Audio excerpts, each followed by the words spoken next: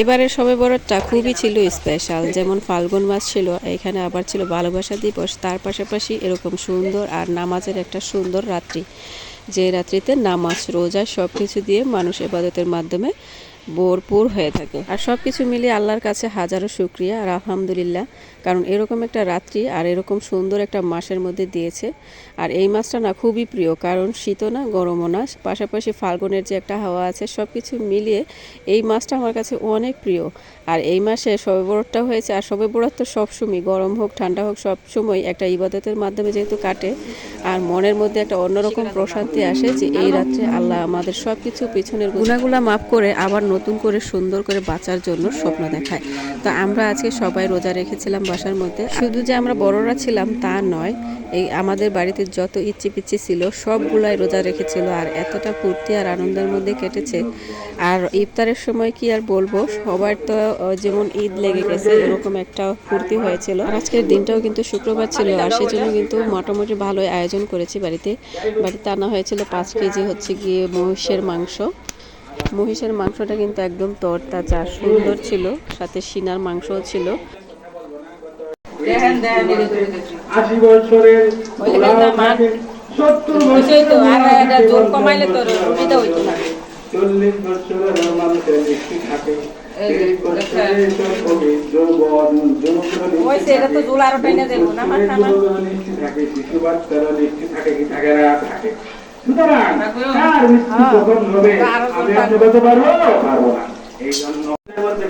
মানুষ মারা যাবে সব ফেরেশতার হাতে তুলে দেওয়া হয়। এই জন্য আমার মুসলমান ভাই বন্ধুগণ, আজকে যে রাত্রটা আসবে লাইলাতুল নিসফি শাবান, আমি আল্লাহ তাআলা যেন আমাদের সবাইকে লাইলাতুল নিসফি শাবান আল্লাহর কাছে কান্নাকাটি করি, দোয়া করি, প্রার্থনা করি, গুনার জন্য মাফ লবণ লাগে ওই লোকগুলো দেখাও ভালো না বুঝো।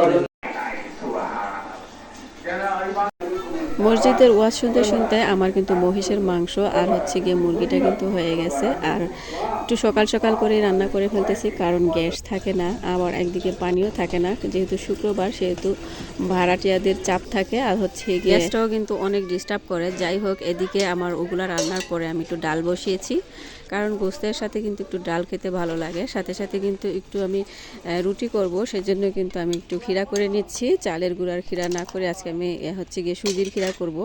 শক্তটা করার ছিল ইচ্ছা, কিন্তু সময়ের জন্য কুলাতে পারিনি। এখানে নরম করে যে একটা ক্ষীরা আছে সেটা আমি করে নিচ্ছি। আসলে শবে বরাতে যে রুটি করতে হবে এমন কোনো কথা নেই, তবে আমাদের এটা ঐতিহ্যবাহীভাবে চলে আসছে, তবে করলে সবাই খুশি হয়, খুশি মনে সবাই খায়। যাই হোক, ক্ষীরাটা করার পরে আমি একটু দই দিয়ে লাচ্ছি করে নিব। আর লাচ্ছিটা কিন্তু ইফতারের সময় খেতে বেশ ভালো লাগে। ইফতারের সময় একটা খেজুর, 1 গ্লাস পানি আর এরকম দই বা লাচ্ছি বা শরবত হলেই কিন্তু সবার পেট ভরে যায়। এরপরে কি খাবে না খাবে সেটা হচ্ছে অন্য কথা, কিন্তু শুরুতে এই জিনিসগুলো অবশ্যই থাকতে হবে। আর এগুলো থাকলেই কিন্তু মনে একটা প্রশান্তি আসে, এগুলো খাওয়ার পরে কিন্তু অন্য কিছু আর খাওয়া হয় না।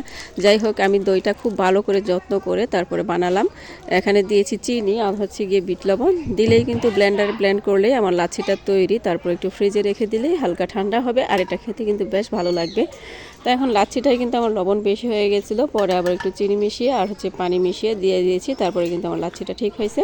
আর এদিকে আমার দুপুরে রান্না বান্না শেষ করে তারপরে আমার কিন্তু রান্না করতে বের হতে হতে প্রায় 3টা বেজে গেছিলো। আর এর মাঝখানে কিন্তু দুপুরের নামাজটাও পড়ে নিয়েছিলাম।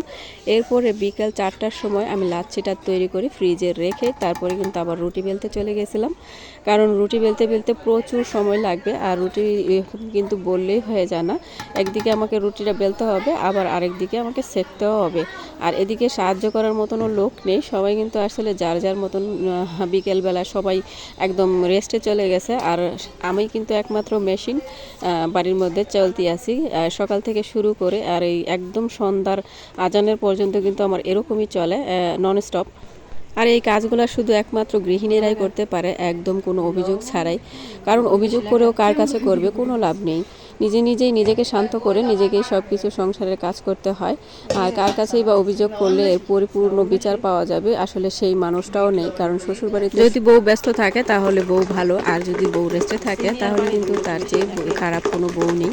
তা আমার বাড়িতে ব্যতিক্রম না, শুধু চুপচাপ করে যেতে হবে, তাহলেই কিন্তু আপনি সংসারে টিকে যেতে পারবেন। আর যদি একটু আওয়াজ তুলেন বা একটু ভালো করে কথা বলেন, তাহলে কিন্তু আপনার চেয়ে খারাপ কেউ হবে না, আর সেই সংসারও আপনি টিকতে পারবেন না। এটাই কিন্তু আমাদের বাঙালি ঘরের প্রত্যেকটা ঘরের নিয়ম। প্রতিটা ঘরে ঘরে এই একই কাহিনী। হাজবেন্ড থেকে শুরু করে যেই মানুষটার জন্য আপনি সব কিছু ছেড়ে আসেন সেই মানুষটাই কিন্তু আসল একদম ভিলেন। আর হচ্ছে শ্বশুর শাশুড়ির কথাটা আর কি বলবো, সেটা আর বললামই না, কারণ তারা তো পর মানুষ পরই হবে, আর কি আপন আর কি হবে। তবে কপাল গুণে কোনো মেয়ের ভাগ্য যদি ভালো হয় তাহলে কিন্তু সে স্বামীর বাড়িতে সুখেই থাকে। 100% থেকে আমার মনে হয় 99% মেয়েরাই এরকম অনেক কষ্ট করে শ্বশুর বাড়িতে। যাই হোক, কষ্ট আর কষ্ট কি বলবো, যদি স্বামীর বাড়িতে থাকতে হয় তাহলে আপনাকে সব সহ্য করে আর মানিয়েই চলতে হবে। আর এদিকে কিন্তু আমার রুটি বেলাটা অনেকটাই হয়ে গেছে, আর এখন রুটিগুলো সেকে সেকে নিব। ইফতারির আর মাত্র আধা ঘন্টা বাকি আছে, আর এর মধ্যে কিন্তু আমার সবকিছু কমপ্লিট করা শেষ করতে হবে।